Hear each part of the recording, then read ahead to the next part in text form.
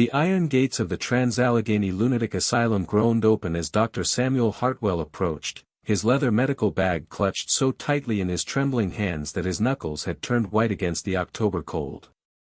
The massive stone structure loomed before him like a monument to human suffering, its Gothic towers piercing the gray West Virginia sky with an architectural violence that made his chest tighten with each labored breath. The letter in his coat pocket seemed to burn against his ribs. Written in what could only be dried blood on yellowed parchment, the correspondence had arrived 3 days ago with no postmark, no return address, only his name scrawled across the front in the same russet ink that formed the words inside. Superintendent Blackwood had written of answers, of family secrets buried within these walls, of questions Samuel never knew he should ask about his grandfather's mysterious disappearance from this very institution 40 years prior. "Dr. Hartwell, I presume," came a voice from the shadows of the asylum's entrance. A tall, gaunt man emerged, his black coat billowing behind him like the wings of some carrion bird. His pale skin seemed almost translucent in the dim afternoon light, and when he smiled, his teeth appeared too sharp, too numerous for any human mouth. Samuel nodded, unable to trust his voice as the weight of the asylum's presence pressed down upon him. The screams that echoed from within the stone walls weren't the ordinary cries of the mentally afflicted, there was something primal about them, something hungry that made the hair on his arms stand on end. "Superintendent Blackwood," the man continued, extending a hand that felt ice-cold even through Samuel's gloves. "I trust your journey from Baltimore was illuminating." "The letter," Samuel managed, his voice barely above a whisper. "You wrote that you knew about my grandfather, about Dr. Ezra Hartwell." Blackwood's smile widened, revealing what Samuel now realized were filed teeth, sharpened to points like those of some predatory animal. "Oh, my dear doctor, your grandfather left quite the legacy here. Quite the appetite for revolutionary treatment methods." The word appetite hung in the air between them like a physical thing, heavy with implication. Samuel felt his medical training kick in, the rational part of his mind cataloging the superintendent's obvious signs of mental deterioration, the filed teeth, the unnatural pallor, the way his eyes seemed to reflect light like those of a nocturnal creature. Yet something deeper, some ancestral instinct buried in his bones, whispered that Blackwood's condition wasn't madness at all, but something far more deliberate and infinitely more dangerous. "Come," Blackwood said, turning toward the asylum's entrance. "There's so much to show you. So much to taste." As they crossed the threshold into the asylum proper, Samuel heard the gates slam shut behind them with a finality that reverberated through his chest like a funeral bell. The sound seemed to echo not just through the air, but through time itself, carrying with it the weight of every soul that had passed through these gates and never returned. The interior of the asylum defied every principle of healing architecture Samuel had studied. The corridors stretched into darkness that seemed to swallow the flickering gas lamps, and the walls wept with moisture that carried the stench of decay and something else, something that made Samuel's empty stomach clench with a hunger he didn't understand. "Your grandfather's quarters have been preserved exactly as he left them," Blackwood explained as they walked deeper into the asylum's bowels. "I thought you might appreciate the historical significance." Patients pressed their faces against the barred windows of their cells as they passed, but their expressions weren't those of the mentally afflicted seeking help or human contact. Their eyes held an intelligence that was alien, predatory, and when they smiled, Samuel saw that they too possessed filed teeth, their lips stained with what appeared to be dried blood. "What manner of treatment are you providing here?" Samuel asked, his medical ethics warring with a growing sense of familial obligation he couldn't explain. "The same treatment your grandfather pioneered," Blackwood replied, stopping before a heavy oak door marked with a brass nameplate reading, Dr. E. Hartwell, Chief Medical Officer. "The treatment that runs in your blood, Dr. Hartwell. The treatment that calls to you even now, doesn't it?" Samuel's hand moved involuntarily to his stomach as a gnawing emptiness opened within him, a hunger that had nothing to do with the meals he'd skipped during his journey. The sensation was alien yet familiar, as if awakening from some deep genetic slumber that had been waiting for this moment, this place, this recognition of what he truly was. "I don't understand," he whispered, but even as the words left his lips, he knew they were a lie. Some part of him did understand, some part of him had always understood why he'd felt different from other men, why the sight of blood during his medical procedures filled him not with clinical detachment but with a strange, unspeakable longing. Blackwood produced an ornate iron key from his coat and inserted it into the door's lock. The mechanism turned with a grinding sound that seemed to come from somewhere deeper than metal on metal, as if the very stones of the asylum were awakening to acknowledge his presence. "Your grandfather was a visionary," Blackwood said as the door swung open to reveal a room that looked as if it had been abandoned only yesterday. Medical texts lay open on a desk still stained with what appeared to be blood, and surgical instruments gleamed in the lamplight with an eager malevolence. He understood that madness isn't a disease to be cured, but a hunger to be fed. The room smelled of copper and decay, but underneath those odors was something else, something that made Samuel's mouth water despite his horror. His medical bag slipped from his nerveless fingers, landing on the floor with a sound like breaking bones. "What did he do here?" Samuel asked, though his voice came out as barely more than a breath. "What you'll do here," Blackwood replied, closing the door behind them with a soft click that sounded like a trap snapping shut. "What your blood demands you do. What you've always wanted to do, if you're honest with yourself." The hunger in Samuel's stomach grew stronger, spreading through his limbs like fire through dry kindling. He looked at his hands and saw that his fingernails had grown longer, sharper, more suited to tearing than healing. When he ran his tongue across his teeth, he felt the points that hadn't been there that morning, the canines that were reshaping themselves into something more appropriate for his true nature.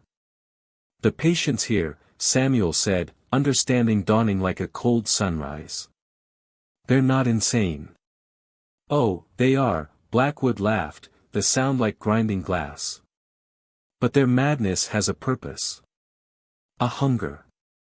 And now, Dr. Hartwell, so do you. If you received a letter written in blood from a place that destroyed your family, would you still walk through those gates?" The dining hall of the Trans-Allegheny Lunatic Asylum stretched before Samuel like a cathedral dedicated to some unholy sacrament. Long wooden tables bore the scars of countless meals, their surfaces stained dark with substances that his medical training told him were bodily fluids, though his awakening instincts whispered they were something far more purposeful. "Dinner is served at precisely 6 each evening," Blackwood explained, his voice echoing off the vaulted ceiling where iron chandeliers cast dancing shadows that seemed to move independently of their flames. "The patients do so enjoy their sustenance." Samuel watched in horrified fascination as asylum attendants wheeled in carts laden with steaming platters. The aroma that filled the air wasn't the typical gruel he'd expected in an institution of this sort, but something rich and metallic that made his newly sharpened teeth ache with anticipation. His grandfather's journal, discovered hidden beneath a loose floorboard in his inherited quarters, had prepared him for this moment, though reading about it and witnessing it were vastly different experiences. The patients filed into the hall with an orderliness that belied their supposed madness. Their movements were predatory, economical, like hunters approaching a successful kill. Men and women alike bore the same filed teeth he'd observed earlier, their eyes reflecting the lamplight with an inner luminescence that spoke of something fundamentally changed in their basic nature. "Dr. Hartwell," called a voice from among the gathering crowd. An elderly woman approached, her white hair matted with substances Samuel preferred not to identify. "You have your grandfather's eyes. He was such a considerate physician. Always made sure we were properly fed." Her smile revealed teeth that had been sharpened to needle points, and when she spoke, droplets of what appeared to be blood flecked her lips. Samuel's stomach clenched with that alien hunger again, stronger now, more insistent. "What exactly are you feeding them?" he asked Blackwood, though the rational part of his mind already knew the answer would shatter whatever remained of his previous understanding of medical ethics. "The same thing we'll be feeding you," Blackwood replied, lifting the cover from the nearest platter with theatrical flourish. Fresh meat. Still warm. The flesh beneath the cover was unmistakably human, a forearm, Samuel realized with clinical detachment, complete with the distinctive musculature he'd studied in anatomy classes. Yet instead of revulsion, he felt only that gnawing hunger intensifying, spreading through his body like a fever that promised relief only through consumption. "This is madness," he whispered, but his feet carried him closer to the serving table despite his words. "No, Dr. Hartwell," said the elderly woman, her voice taking on an almost maternal tone. "This is clarity. This is what your grandfather discovered when he peeled back the lies civilization tells itself about human nature. We are predators. We are meant to consume. The madness was in denying what we truly are." Around the hall, patients had begun their evening meal with an enthusiasm that defied description. They tore at the meat with their filed teeth, blood streaming down their chins as they consumed their portions with animalistic satisfaction. Yet their eyes remained intelligent, aware, filled not with the vacant stare of lunatics but with the sharp focus of creatures finally able to express their true nature. Samuel found himself seated at one of the long tables, a plate of human flesh placed before him by an attendant whose own mouth was stained crimson. The hunger in his belly had become a living thing, clawing at his insides with demands that grew more urgent with each passing moment.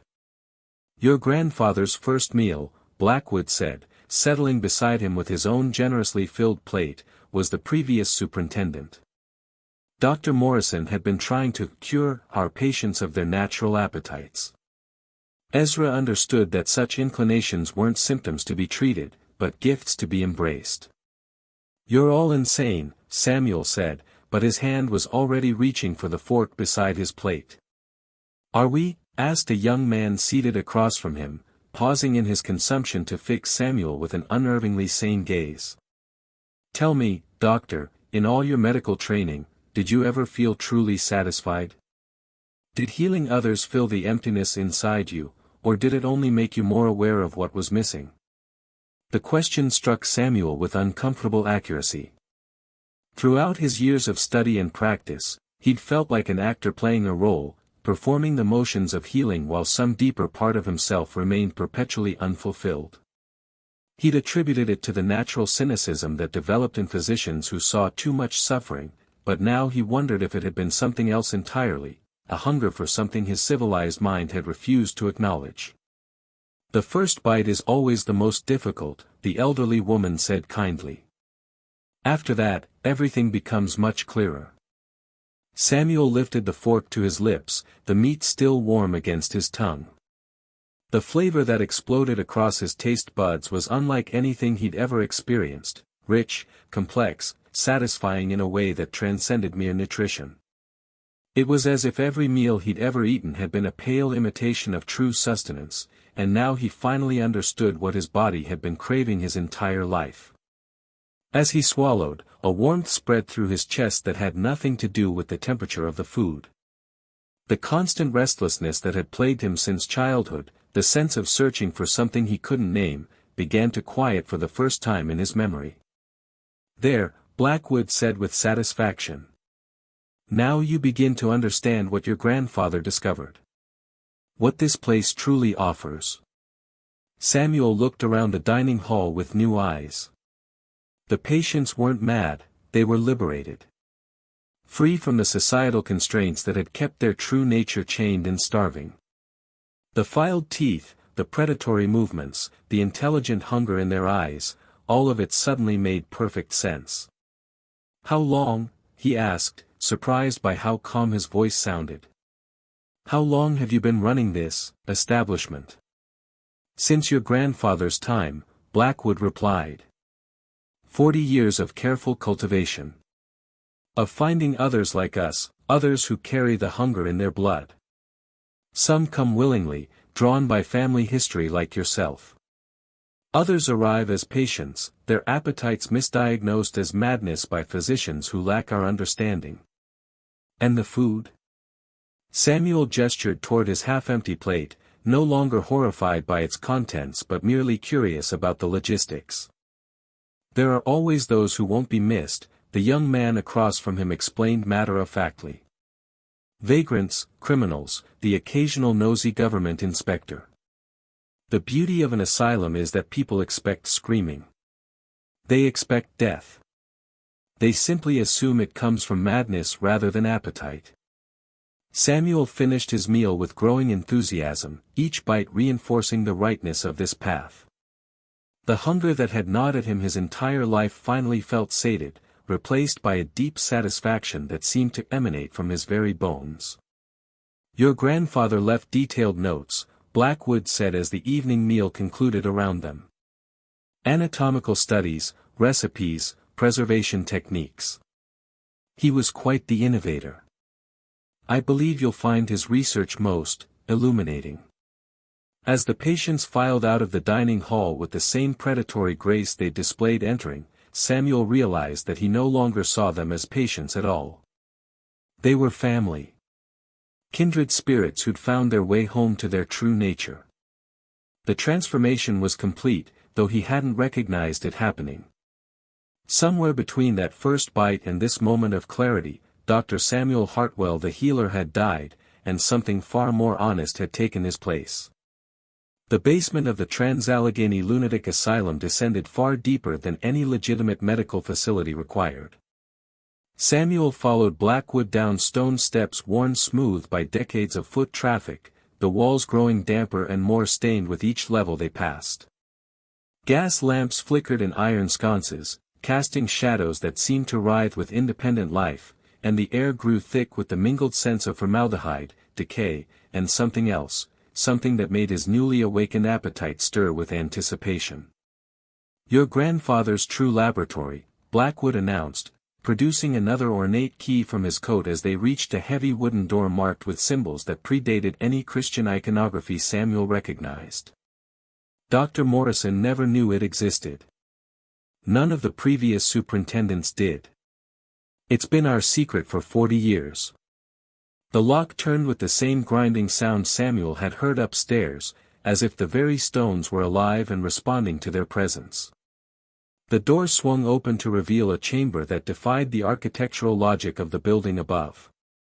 The ceiling soared into darkness, supported by ancient stone columns carved with hieroglyphics that hurt to look at directly.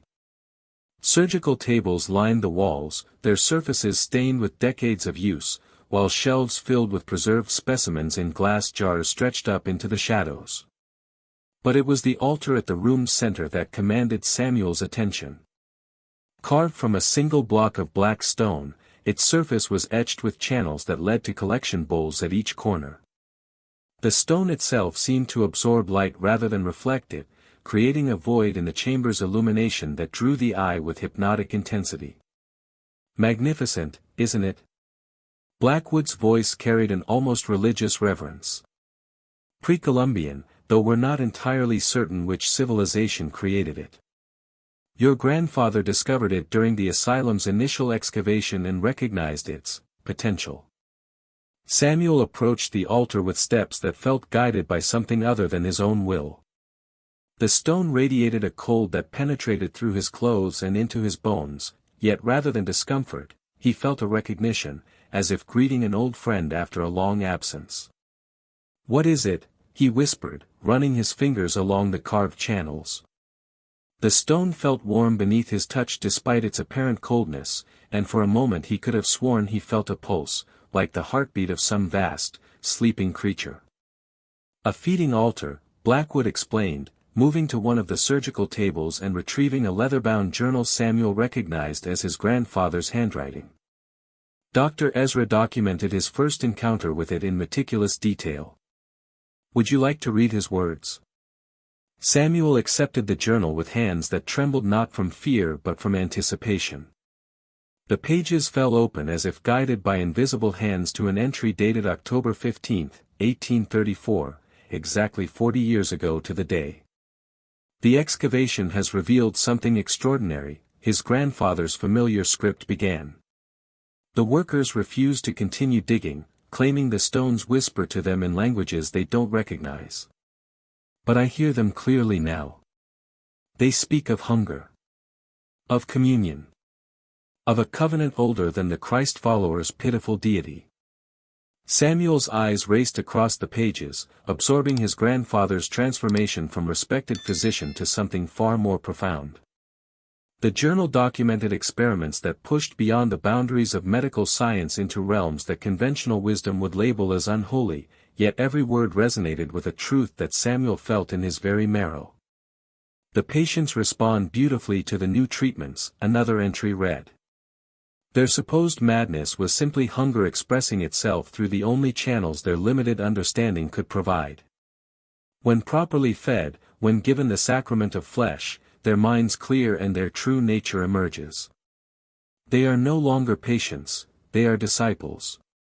He understood, Samuel breathed, looking up from the journal to meet Blackwood's gleaming eyes. He understood what we really are. More than that, Blackwood replied, moving to another section of the laboratory where glass containers held specimens that seemed to move despite being preserved in formaldehyde. He understood what we could become. Read the final entries, Dr. Hartwell. Read about the covenant. Samuel flipped to the journal's end, where his grandfather's handwriting had changed from the precise script of a medical professional to something more primitive, more urgent, as if written in the grip of divine revelation. It spoke to me during last night's feeding, the final entry began. The presence that dwells beneath the altar, the ancient hunger that has waited so patiently for servants worthy of its gifts.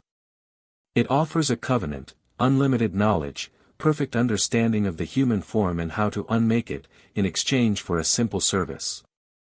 We feed it. We bring it offerings. We help it grow strong enough to reclaim what was taken from it when the old ways were forgotten. The words seemed to burn themselves into Samuel's consciousness as he read them. Around the laboratory, the preserved specimens began to move more actively in their jars, pressing against the glass as if sensing his presence. What happened to him? Samuel asked, though part of him already knew the answer. He honored the covenant, Blackwood replied simply. As his predecessors honored it. As I will honor it. As you will honor it. Predecessors. Samuel looked up sharply from the journal. Blackwood smiled his too wide smile, gesturing toward the shelves of specimens. Did you think your grandfather was the first Hartwell to serve? Your family has been bound to this place since before the asylum was built. Since before West Virginia was even a state. The hunger runs in your bloodline, Dr. Hartwell. It calls you home. Samuel's mind reeled as the implications settled over him. The restlessness he'd felt his entire life, the sense of searching for something indefinable, the way his medical career had never quite satisfied him, all of it suddenly made perfect sense. He wasn't discovering his true nature, he was returning to it. The entity beneath the altar, he said, his voice steady despite the magnitude of what he was accepting. What is it? Older than human civilization, Blackwood replied, moving to stand beside the black stone altar. It remembers when your species were nothing more than prey animals, when beings like us hunted freely without the constraints of law or morality. It offers us a return to that state of grace. As if responding to their conversation, the altar began to emit a low humming sound that seemed to come from deep within the earth itself. The carved channels glowed with a faint phosphorescence, and the air in the chamber grew thick with an anticipation that made Samuel's newly sharpened teeth ache. It knows you're here, Blackwood said with satisfaction. It's been waiting for you to come home. Samuel approached the altar again, placing both hands on its surface. The stone was definitely warm now, pulsing with a rhythm that matched his own heartbeat. Images flashed through his mind, generations of Hartwells serving in this very chamber, feeding the hunger that dwelt beneath, growing stronger and more perfectly adapted to their true nature with each passing year. What does it require? He asked, surprised by how natural the question felt. What it has always required, Blackwood replied. Fresh offerings. Willing servants. And blood of the covenant. The superintendent produced a ceremonial dagger from beneath his coat, its blade etched with the same symbols that decorated the altar.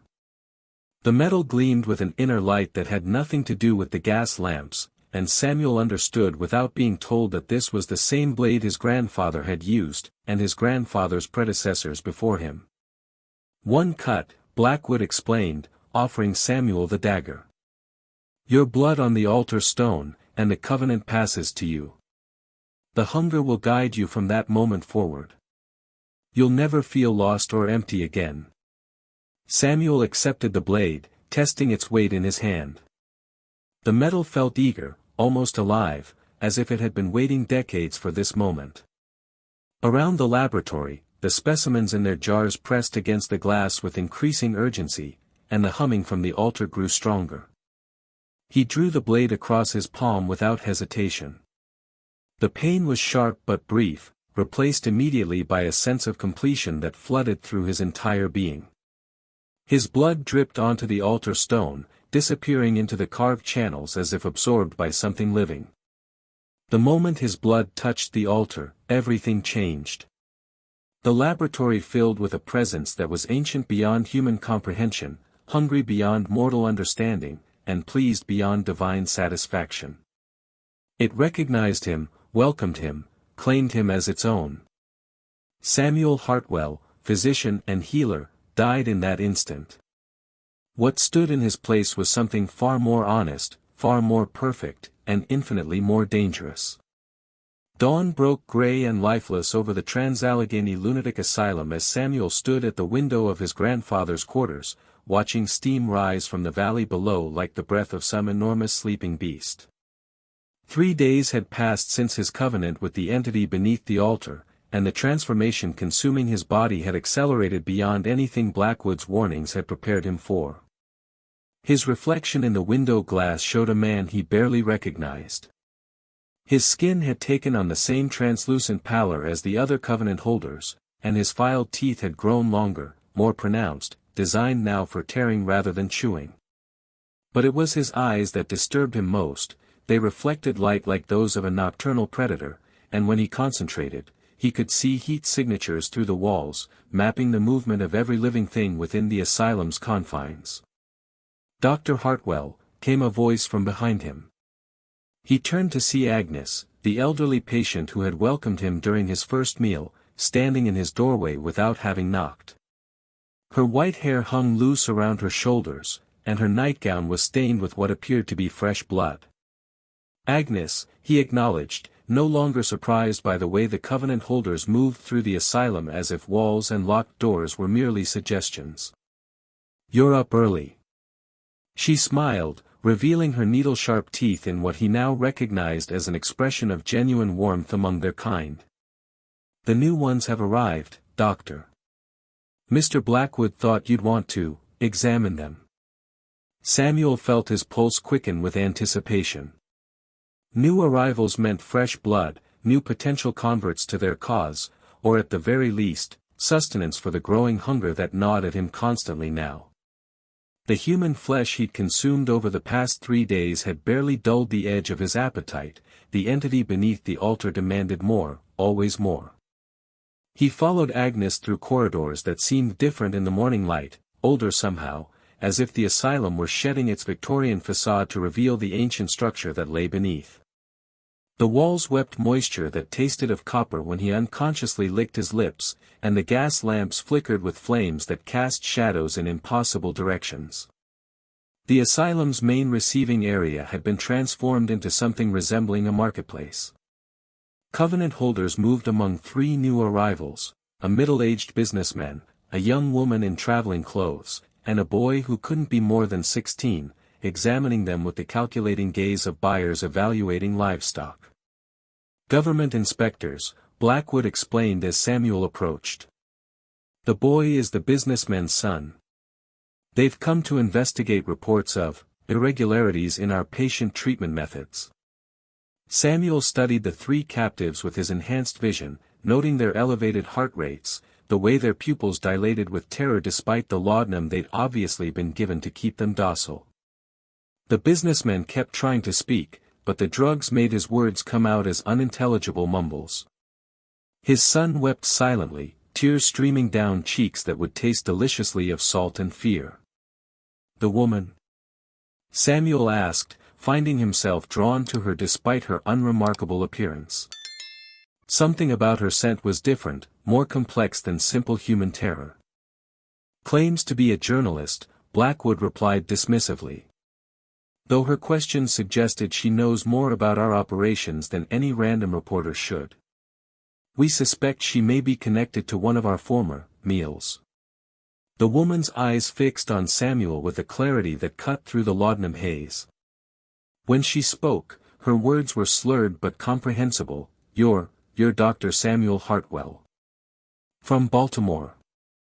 I've been looking for you."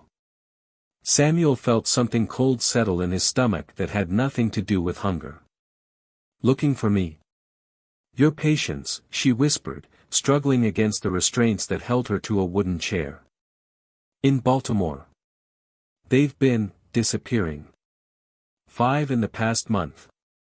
All of them had the same bite marks." The other covenant holders had gone silent, their attention focused entirely on this exchange. Samuel realized with growing unease that his activities in Baltimore, the way he'd begun experimenting with feeding before receiving Blackwood's letter, had attracted unwanted attention. "What's your name?" he asked, kneeling to bring his face level with hers. "Sarah Morrison," she replied, and Samuel felt the blood drain from his face despite his transformation. "Dr. Morrison was my uncle. The previous superintendent here. The one who disappeared." Blackwood's intake of breath was audible across the room. Samuel turned to see the superintendent's usual composure cracking, revealing something like genuine concern beneath his predatory calm. "Impossible," Blackwood muttered. "We made sure Morrison had no family, no connections who might come looking."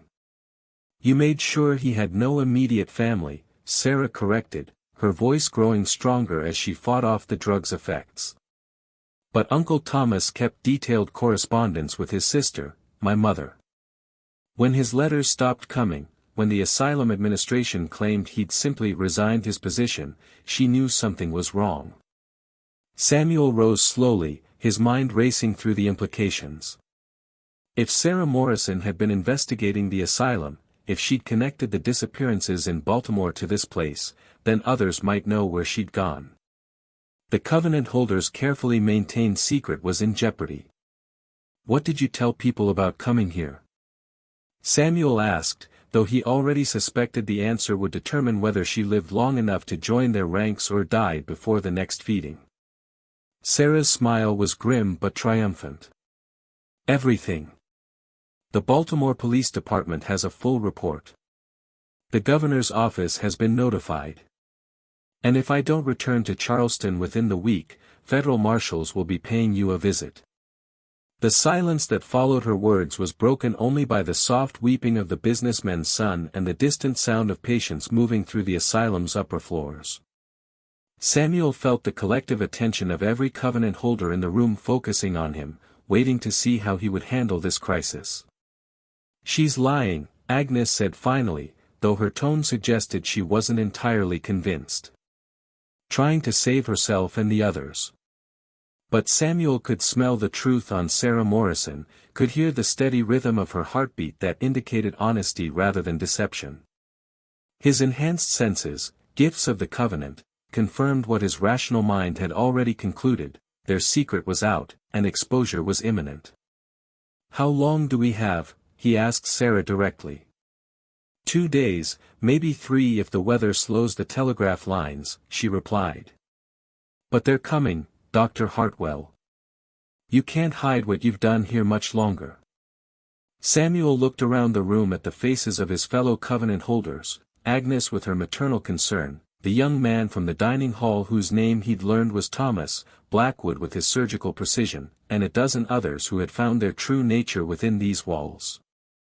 The thought of losing this sanctuary, this place where they could finally express their authentic selves without shame or restraint, filled him with a rage that threatened to overwhelm his newfound clarity. Then we have a choice to make, he said, his voice carrying the authority his grandfather had once wielded in this same room. We can run, scatter to the winds and hope to rebuild elsewhere. Or we can feed them all to the altar and let the entity grow strong enough to protect us permanently. The covenant holders exchanged glances, some nodding with bloodthirsty enthusiasm while others appeared more cautious. Blackwood stepped forward, his role as superintendent apparently passing to Samuel through some unspoken understanding. The altar has been patient, Blackwood said carefully. But it grows stronger with each offering. A large enough feeding, particularly of those who come seeking to destroy us, might provide the power it needs to extend its protection beyond these walls. Samuel could feel the entity's presence stirring beneath the asylum's foundation, responding to their discussion with an anticipation that made the building's very stones hum with potential energy. The choice before them was simple: embrace their nature completely and trust in the ancient hunger that had sustained them, or face extinction at the hands of a world that would never understand what they had become. He looked at Sarah Morrison, seeing not an enemy but an opportunity. Her blood carried the weight of justice, of righteous purpose. Such offerings were particularly nourishing to entities that fed on the subversion of mortal virtue. "Prepare the altar," Samuel commanded, surprised by how naturally leadership came to him. "We'll give our patron the feast it's been waiting for. And when the federal marshals arrive, they'll find nothing but another empty asylum where tragedy struck without explanation. When the hunger finally awakens in your blood, do you fight it, or feed everyone you love to the darkness that calls your name?" The ritual chamber beneath the Trans-Allegheny Lunatic Asylum had never felt more alive than it did in the hours before dawn. Samuel stood before the obsidian altar as dozens of covenant holders filled the stone amphitheater, their filed teeth glinting in the light of torches that burned with an unnatural blue flame. The air hummed with anticipation so thick it seemed to have physical weight, pressing down on them all like the breath of some enormous, awakening creature. Sarah Morrison hung suspended above the altar in iron shackles that had been forged specifically for this purpose, her body positioned so that her blood would flow directly into the carved channels when the time came. The laudanum had worn off hours ago, leaving her fully conscious and aware of what was about to happen. Her uncle's fate, Samuel realized with dark satisfaction, would finally be avenged in the most fitting way possible. "You're making a mistake," she whispered, her voice hoarse from screaming during the preparation rituals. "The marshals will come regardless of what you do to me. They'll bring the army if they have to." "Let them come," Samuel replied, running his fingers along the ceremonial dagger that had sealed his own covenant. "By the time they arrive, we'll be far beyond their ability to harm." The businessman and his son knelt at the altar's base, held in place by Agnes and Thomas. Both captives had been drugged again to prevent them from interfering with the ceremony, but their eyes remained alert enough to comprehend the horror unfolding around them. Their terror would add flavor to the offering, Samuel knew. The entity fed as much on emotion as on flesh and blood. Blackwood approached carrying a leather-bound tome that looked older than the asylum itself. The book's pages were made from human skin, its text written in the same blood-rust ink that had decorated Samuel's invitation, and when opened, it seemed to whisper words in languages that predated human civilization. "The Covenant of Renewal," Blackwood intoned, his voice carrying the weight of 40 years' worth of similar ceremonies. "Blood of the willing, flesh of the innocent, fear of the righteous. These are the gifts we offer to the hunger that waits below." Samuel felt the presence beneath the altar stirring with increasing intensity. The obsidian stone grew warm under his touch, and the carved channels began to glow with that familiar phosphorescence. Around the chamber, the covenant holders swayed in rhythm with a pulse that seemed to emanate from the earth itself. "I call upon Ezra Hartwell," Samuel said, the words coming from some inherited knowledge he hadn't known he possessed. "I call upon those who came before him. I call upon all who fed the hunger and were transformed by its gifts." The air in the chamber grew thick with more than anticipation, actual presences seemed to gather in the shadows between the torches, the spirits of previous covenant holders drawn back by the promise of renewal. Samuel could see his grandfather's face among them, nodding approval at the choices his descendant had made. "What do you want?" Sarah demanded, her journalistic instincts apparently stronger than her terror. "What is this thing you're feeding? What does it promise you?" Samuel paused in his preparations, considering her questions with the detached curiosity of a scientist examining an interesting specimen. "Understanding," he said finally. "For the first time in my life, I understand what I am. What we all are. Civilization teaches us to deny our nature, to feel shame for our appetites, to pretend we're something noble and pure. But that's the real madness, denying what we were born to be. You were born to be a healer," Sarah spat. "Your patients in Baltimore trusted you. And I gave them exactly what they needed," Samuel replied with genuine conviction. "Release from the lie of civilized existence. Freedom from the constraints that kept them weak and incomplete. They thanked me, in the end. When they understood what they were becoming." The entity beneath the altar pulsed with stronger rhythm now, responding to the emotional intensity building in the chamber. Samuel could feel its hunger like a physical presence, ancient and patient and absolutely certain of its eventual triumph. "Begin the offering," he commanded, raising the ceremonial dagger above Sarah's suspended form. But before the blade could descend, a sound echoed through the chamber that made every covenant holder freeze in place, the distant boom of heavy doors being forced open, followed by shouting voices and the clatter of military equipment. "The marshals," Thomas whispered, his face pale even by covenant holder standards. "They've come early."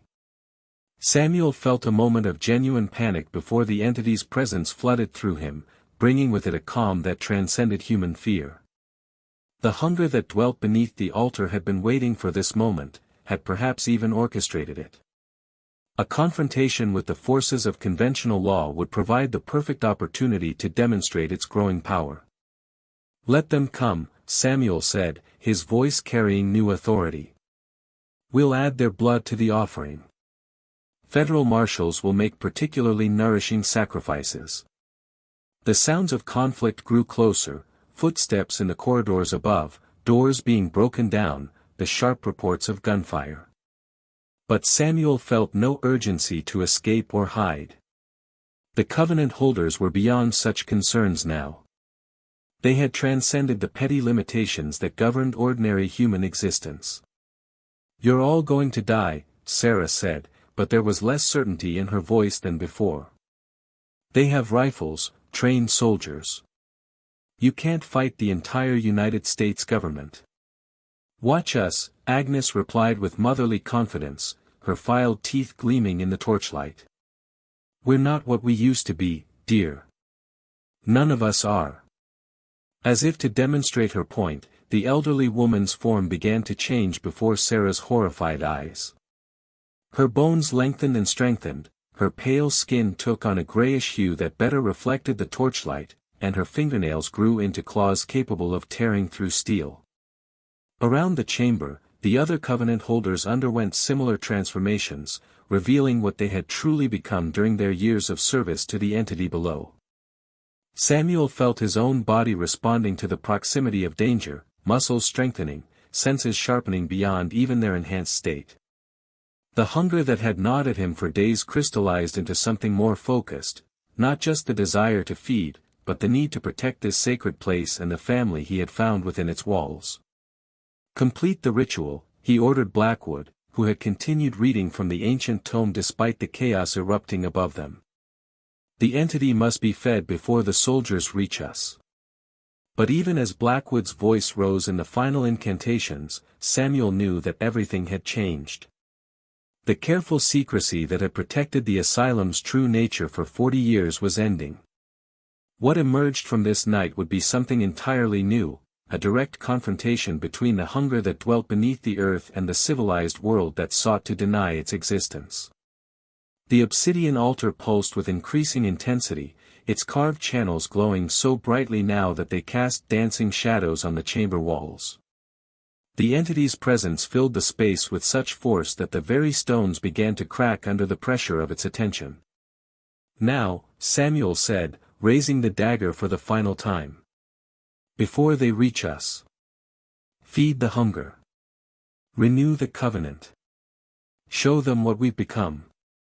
The blade descended toward Sarah's throat just as the first federal marshal appeared at the chamber's entrance, his rifle raised and his eyes wide with disbelief at the scene before him. In that frozen moment, Samuel realized that regardless of what happened next, the old world of secrets and hidden hunger was ending forever. The federal marshal's rifle cracked like thunder in the stone chamber, the bullet striking Samuel's shoulder and spinning him away from the altar. Blood, his own blood, red and human and precious, splattered across the obsidian surface as he stumbled backward, the ceremonial dagger clattering to the floor. But instead of pain, Samuel felt only a surge of dark triumph. His blood on the altar stone completed the ritual more perfectly than Sarah Morrison's would have, the willing sacrifice of a covenant holder's essence to feed the entity that had waited so patiently beneath their feet. The altar erupted with light that wasn't light, a radiance that hurt to perceive directly and cast shadows that moved independently of their sources. The marshal screamed and raised his hands to shield his eyes, but it was far too late for such mortal protections. From the cracks in the stone floor, something began to emerge. Not the entity itself, that ancient hunger was far too vast to manifest directly in the physical world, but extensions of its will, tendrils of living darkness that moved with purpose and intelligence. They wrapped around the marshal's legs before he could retreat, lifting him into the air with casual strength.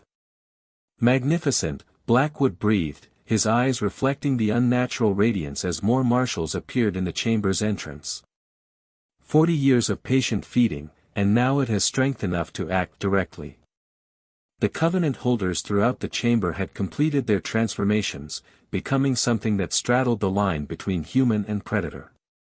Agnes moved with impossible speed and grace as she disarmed two marshals, her claws slicing through rifle barrels as if they were made of soft cheese. Thomas leaped from shadow to shadow, appearing behind soldiers and disappearing again before they could react.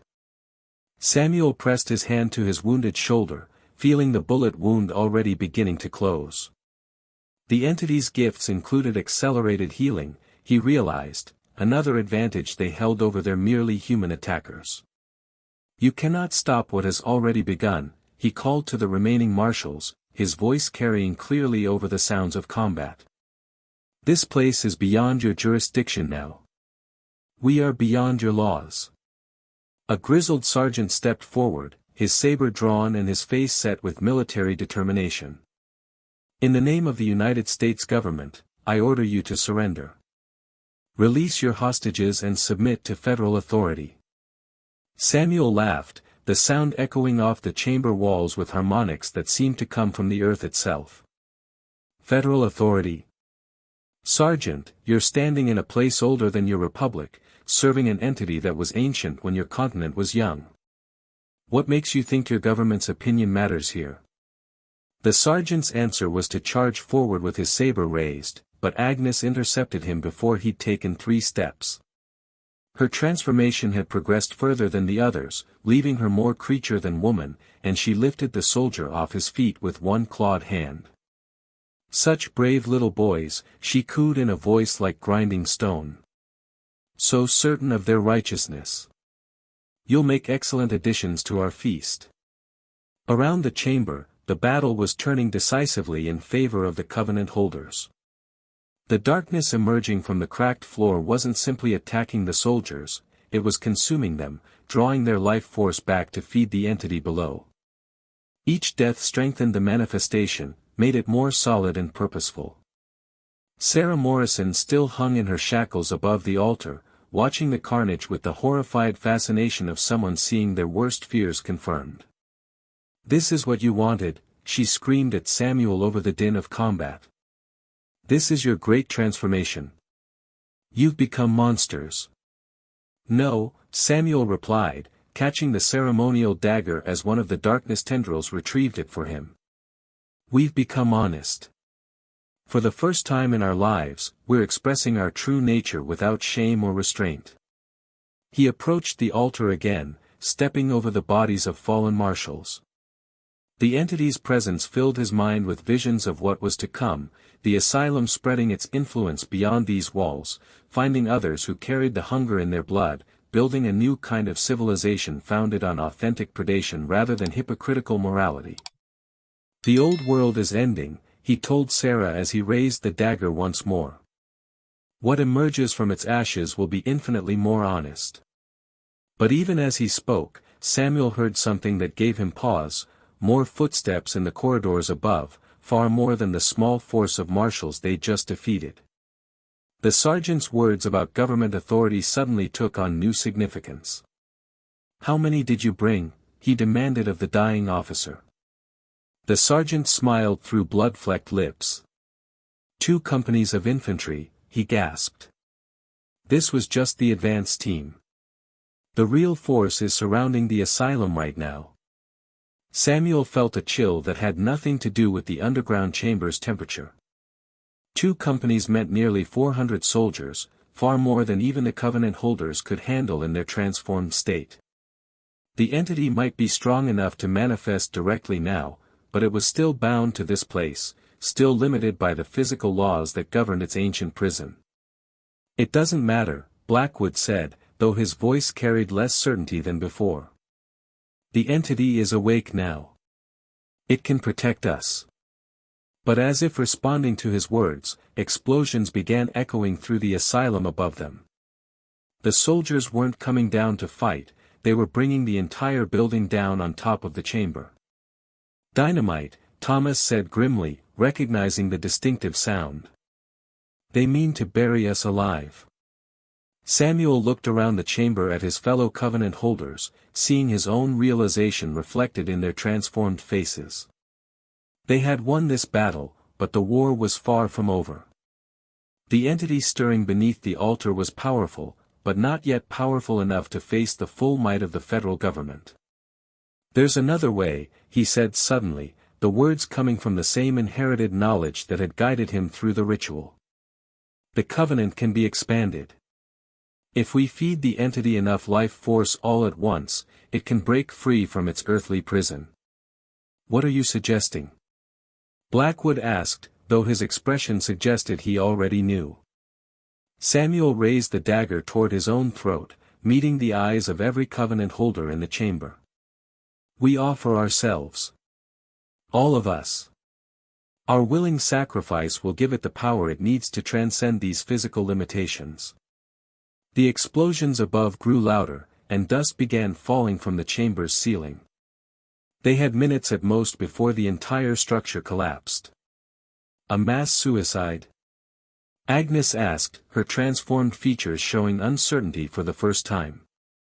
"To what end?" "Not suicide," Samuel corrected. "Transformation. The entity doesn't just consume, it preserves, incorporates, makes eternal. We'll become part of something far greater than our individual selves." Around the chamber, the Covenant holders looked at each other with expressions that mixed terror and anticipation. They had come so far from their original humanity that the prospect of transcending physical existence entirely seemed less like death than like graduation. "I'll go first," Samuel said, pressing the dagger's edge to his throat. "Follow my lead. Trust in the hunger that has guided us this far." The blade bit into his flesh, and his blood joined that already staining the altar stone. As his life force flowed into the entity below, Samuel felt his consciousness expanding, merging with the vast intelligence that had waited so patiently for this moment. One by one, the other Covenant holders followed his example, adding their essence to the growing power that filled the chamber. The entity absorbed them all, their individual personalities becoming facets of a single, unified hunger that finally had the strength to break free from its ancient bonds. As the asylum collapsed above them, burying the chamber under tons of stone and earth, something far more dangerous than a building full of cannibals was born in the darkness below.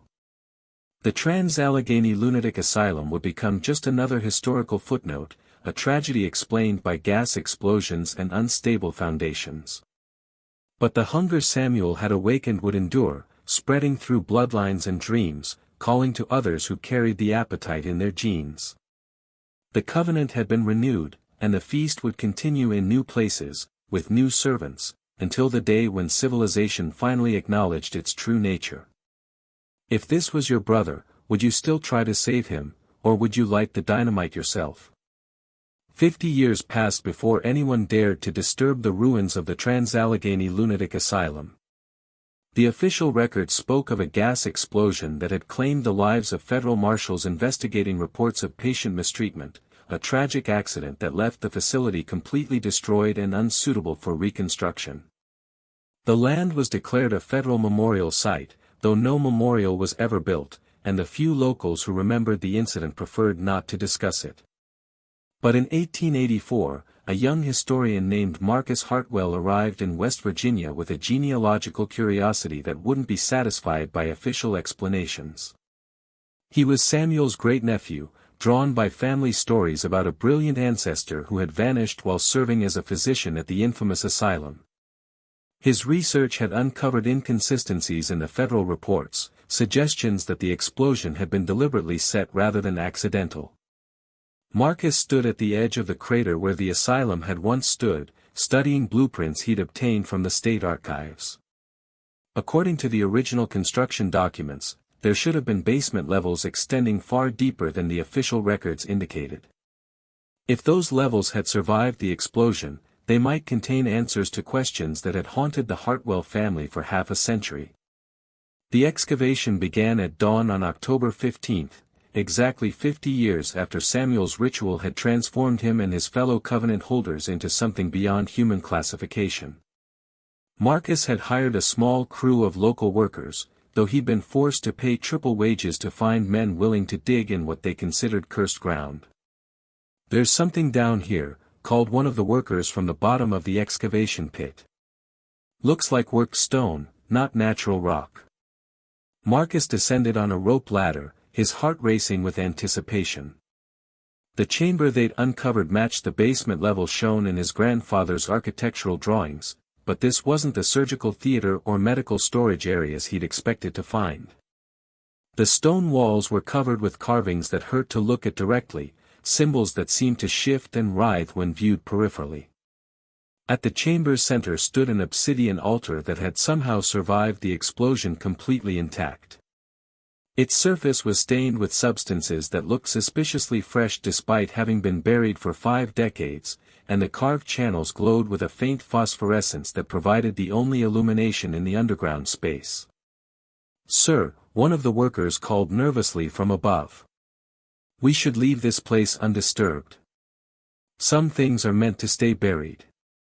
But Marcus couldn't leave, not when he was so close to understanding what had really happened to his family.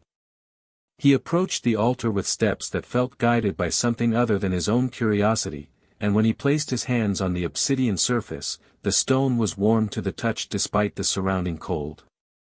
Images flooded his mind, visions of Samuel's transformation, the covenant with the entity below, the willing sacrifice that had freed an ancient hunger from its earthly prison. But these weren't just historical memories, they were invitations, calls to continue the work that had been interrupted by federal intervention. The entity hadn't died when the asylum collapsed. It had simply learned patience, spreading its influence through dreams and bloodline connections, waiting for another Hartwell to find their way back to this sacred place. Marcus felt the same gnawing emptiness his great-uncle had described in the journal fragments that survived the family archive, the sense of searching for something he couldn't name. "You feel it too, don't you?" said a voice from the shadows between the carved pillars.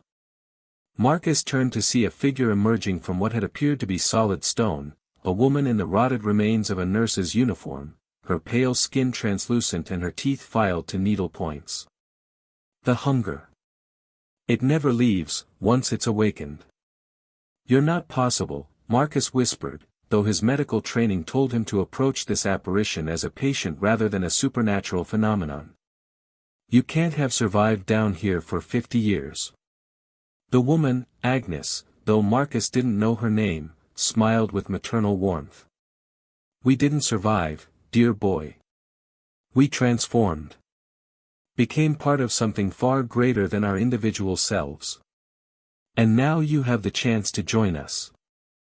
Around the chamber, other figures began materializing from the carved walls: Thomas, still young despite the decades, Blackwood with his surgical precision intact, and finally Samuel himself, looking exactly as he had on the night of his transformation. "Great-nephew," Samuel said with genuine pleasure. "I've been waiting for you to come home." Marcus felt his rational mind fragmenting as he tried to process what he was seeing. These couldn't be ghosts, they were too solid, too present. Yet they couldn't be alive either, not after 50 years in a collapsed underground chamber. "What are you?" he asked, backing away from the altar only to find more figures blocking his retreat. "We are what the Covenant makes possible," Samuel explained patiently. "Eternal servants of the hunger that dwells beneath all civilized pretense. The entity preserves those who feed it willingly, incorporates them into its greater consciousness while allowing them to maintain their individual personalities." "The workers above," Marcus said with growing understanding. "You called them here. You've been calling people here for 50 years. Only those who carry the hunger in their blood," Agnes confirmed. "Only those who are ready to embrace their true nature. The others, well, they serve different purposes." Through the ceiling of the chamber, Marcus could hear the sounds of struggle from above, his excavation crew fighting against something they couldn't possibly understand. Their screams carried a note of desperate terror that spoke of predators rather than mere bandits. "Join us willingly," Samuel offered, extending a hand that looked solid despite its impossible existence. "The alternative is to join us anyway, but with considerably less dignity." Marcus looked around the chamber at the faces of his transformed ancestors, seeing his own features reflected in their inhuman countenances. The hunger they spoke of was already stirring in his belly, awakening in response to their proximity. He'd felt it his entire life, the restlessness, the sense of incompleteness, the way ordinary food never quite satisfied him. "What about the world above?" he asked. "What about the life I've built?" "What life?" Thomas asked with genuine curiosity. "You're 32 years old, unmarried, no close friends, spending your time digging through the graves of family members you've never met. Is that really living, or is it just waiting to discover what you were meant to become?" The truth of those words hit Marcus like a physical blow. His entire existence had been a form of marking time, going through the motions of a conventional life while some deeper part of himself remained perpetually unsatisfied. "The hunger grows stronger with each generation," Samuel explained. "By the time it reaches you, it's become almost impossible to ignore. You've probably been having dreams about this place, haven't you? Visions of feasts you can't quite remember upon waking." Marcus nodded reluctantly. The dreams had been growing more frequent and vivid over the past year, always ending with the taste of something rich and metallic on his tongue. "Then you already know what your choice will be," Agnes said kindly. "The only question is whether you'll make it with grace or continue fighting against your nature until it drives you completely mad." From above, the sounds of struggle had ceased, replaced by the wet sounds of feeding. The excavation crew had served their purpose, providing sustenance for the entity's physical manifestations while demonstrating the fate that awaited those who weren't ready for transformation. Marcus approached the altar again, running his fingers along the carved channels that had drunk the blood of so many willing sacrifices. The obsidian stone pulsed with warmth that seemed to come from deep within the earth, and he could feel the vast intelligence that dwelt beneath taking notice of his presence. "The covenant is simple," Samuel said, producing the ceremonial dagger from the folds of his coat. "Your blood on the altar stone, your willing service to the hunger that has guided our family for generations, an eternal purpose in place of the emptiness that's plagued you since birth." Marcus accepted the blade without hesitation. The metal felt eager in his hands, as if it had been waiting decades for this moment. Around the chamber, his transformed ancestors watched with expressions of anticipation and approval. "Welcome home," he whispered to himself, drawing the blade across his palm. His blood dripped onto the altar stone, disappearing into the carved channels as if absorbed by something living. The transformation began immediately, not the gradual change Samuel had experienced, but an instant rewriting of his essential nature that left him gasping with the pleasure of finally becoming what he was meant to be. The hunger that had gnawed at him his entire life crystallized into purpose, direction, understanding of his place in an order far older than human civilization. As the decades passed and the 20th century brought new technologies and new opportunities for feeding, the Covenant holders adapted and evolved. They learned to use railroads and automobiles to transport their sustenance, telegraph and telephone lines to communicate with others of their kind, and most importantly, they learned to recognize the signs of awakening hunger in new bloodlines. The Trans-Allegheny Lunatic Asylum remained officially forgotten, but it became a pilgrimage site for those who carried the appetite in their genes. They came from across the growing nation, Hartwell descendants and others whose families had been touched by similar entities, all drawn by dreams and genetic memory to the place where the modern Covenant had been established. By 1920, there were Covenant holders in every major city in America, following the same pattern Samuel had established in Baltimore. They worked as doctors and nurses, morgue attendants and funeral directors, anyone whose profession provided access to fresh meat without awkward questions. They fed the hunger that connected them all, and they waited for the day when their patron would be strong enough to emerge fully into the world. The appetite never died, never diminished, never allowed them to forget what they truly were beneath the facade of civilization. And in the deepest chamber beneath the ruins of the asylum, the obsidian altar continued to glow with patient hunger, ready to welcome new servants to the feast that would never end. If you've stayed with this story to the end, comment, "The hunger never dies."